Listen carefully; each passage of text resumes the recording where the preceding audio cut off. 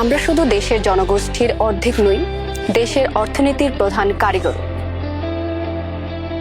আমাদের হাতেই ছিল জুলাই অভ্যুত্থানের জীবনকাঠি।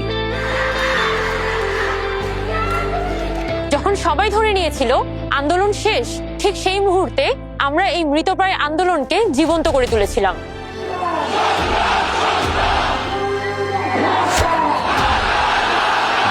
আমরা হাটে, মাঠে, বাটে, আমরা চিকিৎসায়, আমরা দেশের লড়াইয়ে কাঁধে কাঁধ মিলিয়ে সামনে দাঁড়াই। আমরা গাই, নাচি, হাল ধরি, মেশিন চালাই। আমরা ঘরে বাহিরে, সমতল থেকে পাহাড়ে, দৃপ্ত পদে বাহারে।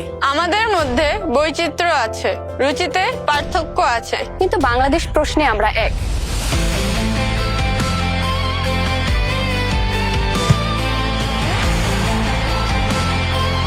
আমরা এক হয়ে ঠিক করব কেমন বাংলাদেশ চাই। এবারের ভোট কিন্তু দুটো।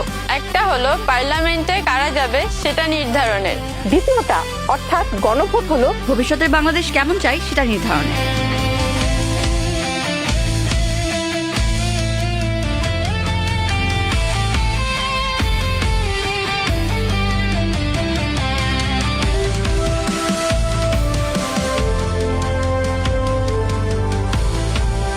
সুতরাং জাগো নারী, কণ্ঠে সবাই।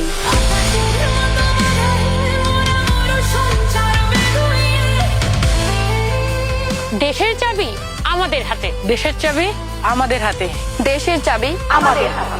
দেশের চাবি আমাদের হাতেই।